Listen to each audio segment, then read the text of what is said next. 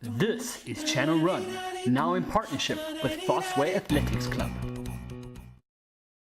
Hi guys, it's Brendan. Like I was saying, we were going to do a couple of one-on-ones. We're here with shoe fitting with Jomo. Now I get all of my shoes from the sweatshop in Dunkheld, and Jomo has been fitting me for years. Jomo, I want to find out, there's a little bit of types of running styles and running shoes. What are the different types of running shoes? Show us through. Hi Brendan, thanks very much. Look, just to summarize here, I've got these 4 shoes in front of us.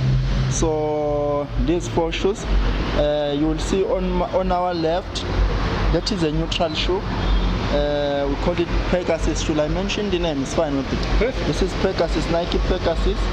The following one is Lunar Glide. Third one is Structure Tracks, and the last one, the fourth one, is Odyssey. So when it comes to pronation, supination, underpronation, you call it, there are different terms for it, but a general term when you're helping people in terms of running, we normally work, actually I could reduce it into 2 types. We've got a pronation shoe for the guys who pronate, we've got a neutral shoe for the guys who run neutral, like a neutral running style. Now the question is, what is a neutral running style? Just to talk about this shoe, the Pegasus, when a person is they run and they don't do this. Pronation is when a person roll inward, we call it when they run. So in motion, when they are rolling inward, there are times when the pronation is mild and there's no problem about it. You're running with the shoe for years, there's no injuries, that's fine to stay with the pronation shoe. Some people who will run with this shoe is normally called supinating, or people who supinators. The other term for it, they call it underpronators. This is where they tend to hit more on the outside of their foot, on the outer edge. So that we will call it supination. So this shoe for your supination to neutral, to your mild pronation, actually to call it to neutral, that's a fine shoe. So which is called Pegasus. Let's say now a person tend to roll little bit, but it looks neutral, but roll little bit. We've got the shoe which we call Lunar Glide at Nike. That will regard it as a neutral to mild pronation, especially if you're going for long distance running like your marathons and that, because as you continue running, in the middle of your run, your body fatigues.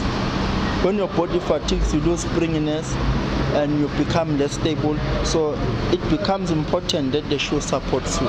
So a shoe like mild pronation will work. Mildest, we call it neutral to mild pronation, like a Lunar Glide. We've got a case now when a person will tend to have a more of a prominent pronation, so where they tend to roll too much inward on their running. So that actually pushes the torque, the tension to the inside, that can cause a lot of running injuries. So in that, we tend to recommend a shoe like Structure Tracks. You will see it's got a support to guide you or to slow down that pronation. So that is what we call a mild to moderate pronation, or mild to moderate pronation. That will be a Structure Track. Last year we've got that last shoe, the Odyssey, the Zoom Odyssey, Nike Zoom Odyssey. This is where the pronation is very, very prominent. We call it a severe pronation. This shoe also fall under what we call as well motion control, because they have to help you actually from the onset to the end of your run, because of your pronation is so severe. You could see a person collapsing so severe in the inside, rolling in the inside. So that is when a shoe like that is very important, so that it helps you to support you to slow down or to guide your pronation, so that it protect you against injuries that can be caused by severe pronation. Fantastic. Jomo has actually described quite a lot of shoes and quite a lot that can go wrong. So if you do have the wrong shoe and an injury is to come about, you obviously will know that. My last question, Jomo, is how long can someone actually, or how soon could someone get an injury on the wrong shoe? Yeah, that's very interesting. Look, it can be acute, it can take time. An injury, for example, that can start today, it can build up until we call it sooner or later it pops up as an injury. We call it chronic because we've been running with a wrong shoe for 2 weeks, 3 weeks, 4 weeks. So up and your body's been trying to compensate, but sooner or later the body will break down or will react in a form of an injury. So at times it's so acute because running styles are very different. I can tell you we might all pronate, we might all supinate, whatever you call it, but the pressure point, how we hit the ground, how strong some runners are, the rate, like the pace, some people are 4-minute K, some people are sub 4, some people are 7-minute K, so that is a determining factor. What I will say is acute, it can react just now, or you could see it in a later stage, which is chronic. Perfect. Thank you so much, Jomo. So, Jomo, we've spoken about shoe fitting. Correct. I want to find more about you. Yeah. What do you think the secret to comrades is?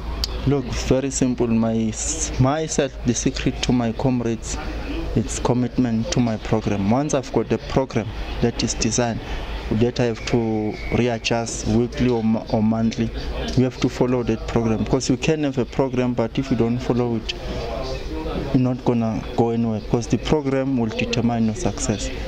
Program, you commit to it and be diligent.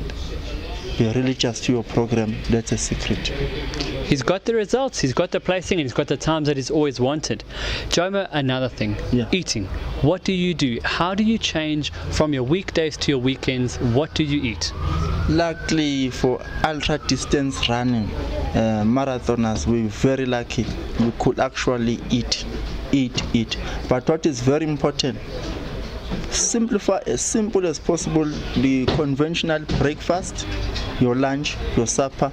You might have those hangers in between which you can eat as well. Don't worry so much about how much you eat, but what is important is the quality of your food, your proteins. Obviously, as an ultra distance runner, you need a lot of carb loading and all that at the right time. Perfect. And I think your carbs, listen, chips are carbs, but they're bad carbs. They're bad for you. Eat your baked potato. Eat the carbs that mean a lot to you, and try and eat them before 4 o'clock. Your body doesn't break them down after 4 o'clock, so try and keep it that way. Jomo, one last thing. Jomo gave me a great piece of advice when I ran my first comrades. What can you give everyone else out there advice? The comrades novices, what can you say to them? Yeah, like I say, if you remember, my secret was my program. I just want these guys to have a program that will be like in accordance to their fitness level, which will help them enjoy comrades, which will help them have fun. So once you've got a program, obviously you might need an expert to assess your fitness level, to see your capabilities. What is your fastest 10K? From as simple as a 10K, analyze it, will tell us exactly what will be your comrade's time. So you have that goal inside, based on your fitness, based on your abilities. A program can come that will help you enjoy and do better comrades. So your program, you have to follow it, because somebody can design a program for you, but if it's there, seated there, you're not following it, no results. But if you follow the program, you will enjoy comrades. Fantastic. So from myself, Brendan, from Jomo, and from the guys at the sweatshop, thank you very much. Jomo, thank you so much. Greg. See you. Perfect. All the best. Cheers, man. Thank you.